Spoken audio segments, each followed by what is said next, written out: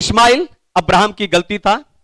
इस्माइल से इस्माइली निकले, इस्माइलियों के द्वारा यूसुफ मिस्र देश में पहुंचा। यानी परमेश्वर आपके अतीत की गलतियों को वाहन बना के आपको भविष्य में पहुंचा सकते हैं।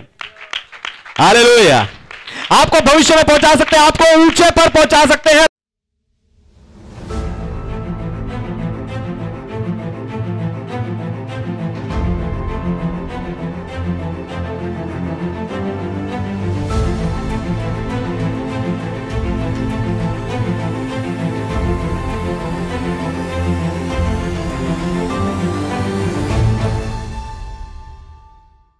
हालेलुया। तो आए आज के वचन में चलें, पवित्र शास्त्र बाइबल से आज का संदेश सुने।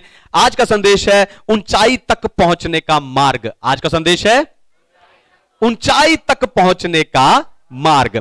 बाइबल में परमेश्वर ने कई लोगों से वायदा किया कि वो उन्हें ऊंचा उठाएंगे। अब्राहम, याकूब, यूसुफ, मूसा, दाऊद आदि लोगों से परमेश्वर ने ऊंचाई तक ले पहुंचाने के लिए उनसे वायदा किया। आपको बताऊं, वायदा करके वो एकदम से ऊंचाई तक नहीं पहुंच गए। ऊंचाई तक पहुंचने के लिए उन्हें कई साल लगे। परमेश्वर का आपसे वायदा करना और आपका उस वायदे को प्राप्त करना, इस बीच के सफर को परमेश्वर आपको सिखाने के लिए इस्तेमाल करते हैं। हालेलुया। ध्यान से सुनिए, दोबारा सुनिए। परमेश्वर का आपसे वायदा करना और आपका उस वायदे को प्राप्त करने के बीच के उस सफर को परमेश्वर आपको तैयार करने के लिए इस्तेमाल करते हैं, ताकि ऊंचाई पर पहुंचने के बाद आपके पास वो सब कुछ पहले से ही हो जो आपके पास वहां पहुंचकर होना जरूरी है। हालेलुया। और यह सब प्राप्त करने के लिए आपको एक प्रोसेस या एक प्रक्रिया से होकर गुजरना पड़ता है। आपको बताऊं, कई लोग इस प्रक्रिया को, इस प्रोसेस को कष्ट कहते हैं, लेकिन परमेश्वर इसे स्कूल कहते हैं। कई लोग इसे मुश्किल कहते हैं, लेकिन परमेश्वर इसे ट्रेनिंग कहते हैं।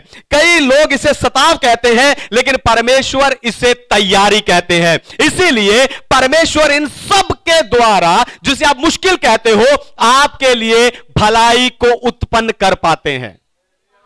इसीलिए आज मैं आपको ऊंचाई तक पहुंचने के इस मार्ग के बारे में बताकर उत्साहित करने जा रहा हूं। लेकिन उससे पहले मैं चाहता हूं कि दुनिया भर से जितने विश्वासी स्पिरिचुअल पैशन असेंबली यानी आत्मिक उत्साह की सभा के संदेश को सुनते हैं, हम जोरदार ताली से उनका स्वागत करें।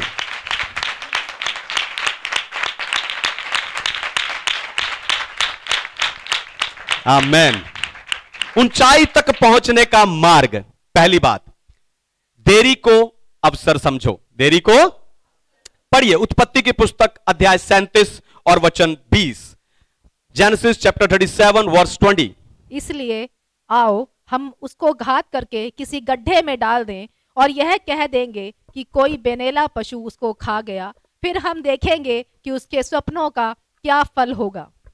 आमीन। परमेश्वर के नाम की महिमा। तो ऊंचाई तक पहुंचने की देरी को अवसर समझो। जब वायदा प्राप्त करने में समय लगता है या देरी होती है तो आपके अंदर चिंता और घबराहट बढ़ने लगते हैं। पर आपको बताऊं, चिंता एक ऐसी भावना है जिसका कोई काम नहीं है। चिंता किसी भी चीज को सही नहीं बनाती, उल्टा चिंता सारी चीजों को और आपकी सेहत को बिगाड़ देती है।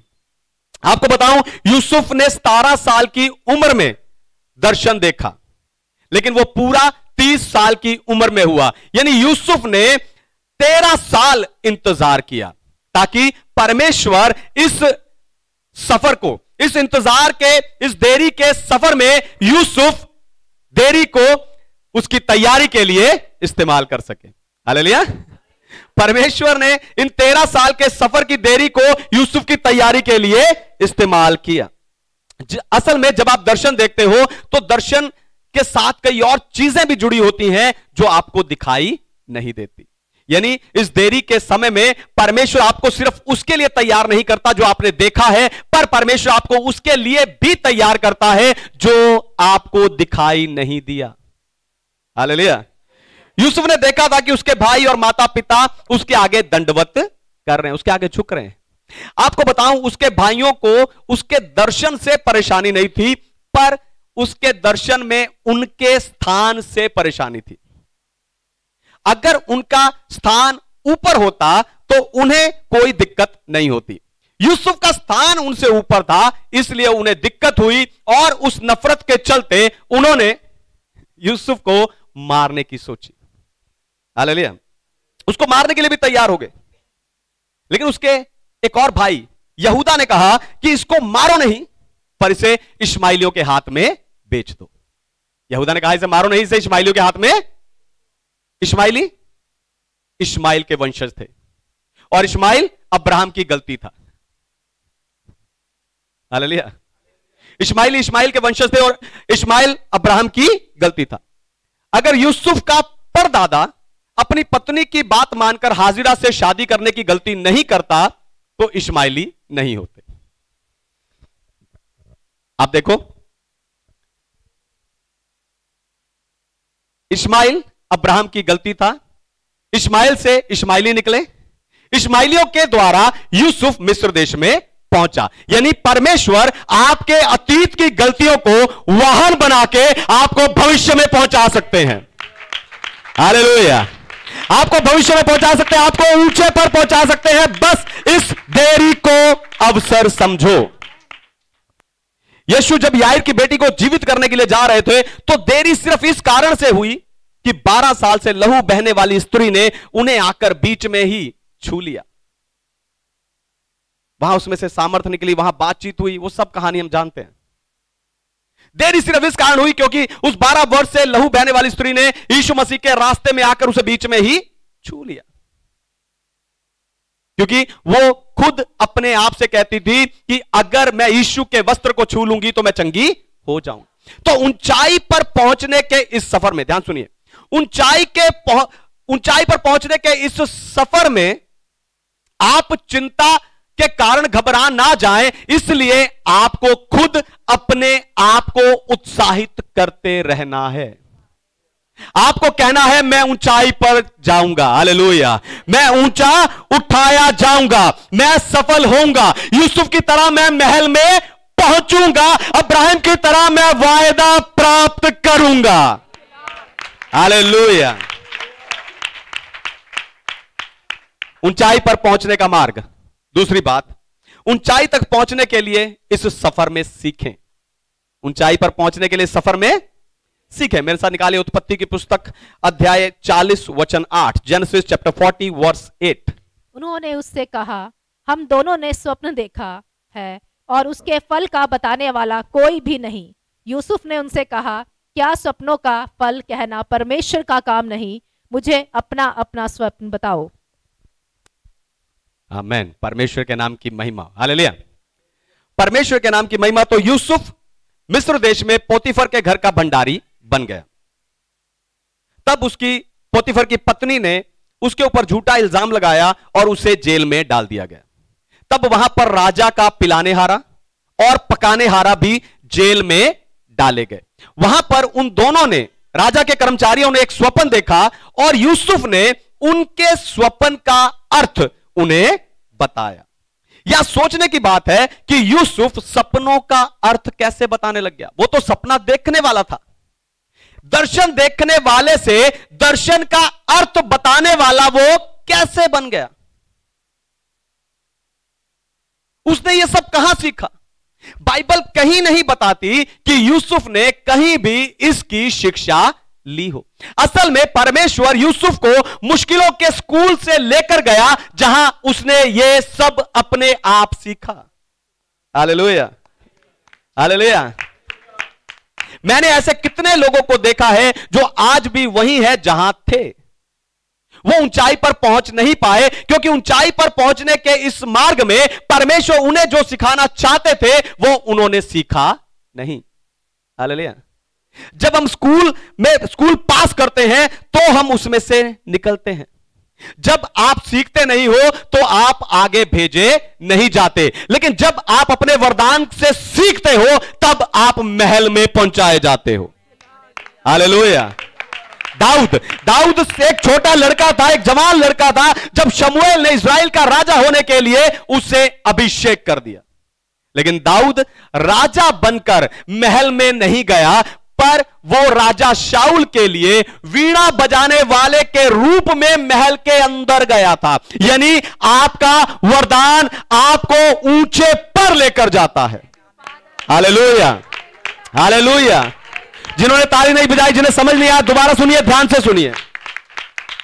दाऊद को राजा होने के लिए अभिषेक किया, लेकिन दाऊद राजा बनकर महल में नहीं पहुंचा, पर राजा शाऊल के लिए वीणा बजाने वाला बनकर महल में पहुंचा, क्योंकि वही उसका वरदान था।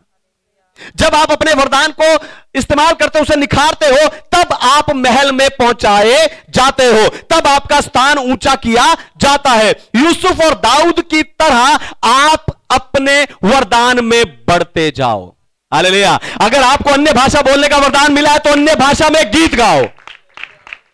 अगर आपको गीत गाना आता है, साज बजाना आता है, तो आराधना करो। अगर आप दर्शन देखते हो तो दर्शन का अर्थ बताने वाले बनो, क्योंकि जो वरदान आपको मिला है, जब आप उस वरदान में बढ़ते हो, तब आप ऊंचे स्थान पर पहुंचाए जाते हो। Hallelujah, hallelujah. ऊंचाई पर पहुंचने का मार्ग, तीसरी और आखिरी बात, ऊंचाई तक पहुंचने तक सकारात्मक रहें। ऊंचाई पर पहुंचने तक पॉजिटिव रहना है। पढ़िए उत्पत्ति अध्याय 45 वचन 4 और 5, जेनेसिस 45 वर्स 4 and 5। फिर यूसुफ ने अपने भाइयों से कहा, मेरे निकट आओ। यह सुनकर वे निकट गए। फिर उसने कहा, मैं तुम्हारा भाई यूसुफ हूं, जिसको तुमने मिस्र आने वालों के हाथ में बेच डाला था। अब तुम लोग मत पछताओ, और तुमने जो मुझे यहाँ बेच डाला, इससे उदास मत हो, क्योंकि परमेश्वर ने तुम्हारे प्राणों को बचाने के लिए मुझे तुम्हारे आगे भेज दिया है। आमीन। परमेश्वर के नाम की महिमा हो। तो इश्माइलियों के हाथों में बेचे जाने से लेकर मिस्र का प्रधानमंत्री बनने तक यूसुफ ने 13 साल दुख उठाया, और यह 13 साल दुख उसने सिर्फ और सिर्फ अपने भाइयों के कारण उठाया। मिस्र देश का प्रधानमंत्री बनने के बाद अकाल के समय उसके भाई मिस्र देश में अनाज लेने के लिए आए। जब मिस्र देश में अनाज लेने के लिए आए और थोड़े समय के बाद जब उन्होंने यूसुफ को पहचाना तो वो डर गए। वो ये सोचकर डर गए कि अब ये हमसे अपना बदला लेगा। लेकिन यूसुफ ने कहा, मत डरो। हालेलुया। लेकिन यूसुफ ने कहा, डरो मत। तुम्हें यह लग रहा है कि तुमने मुझे बेचा, लेकिन मैंने इस सफर में जाना है, सीखा है कि परमेश्वर ने मुझे भेजा है। हालेलुया। अगर मैं तुम्हारे आगे भेजा नहीं जाता, तुमसे पहले भेजा नहीं जाता, तो इस भयानक अकाल में हम में से कोई भी नहीं बच पाता। यानी परमेश्वर ने दुख को भलाई में बदल दिया। हालेलुया। लेकिन बहुत से लोग इस बीच के समय में परमेश्वर से ही शर्त रखने लग जाते हैं। परमेश्वर अगर आपने सच में चुना है, परमेश्वर अगर आपने सच में बुलाया है, परमेश्वर अगर आप सच में चाहता है तो ऐसा कर दे, नहीं तो मैं समझूंगा ये तेरी ओर से नहीं है।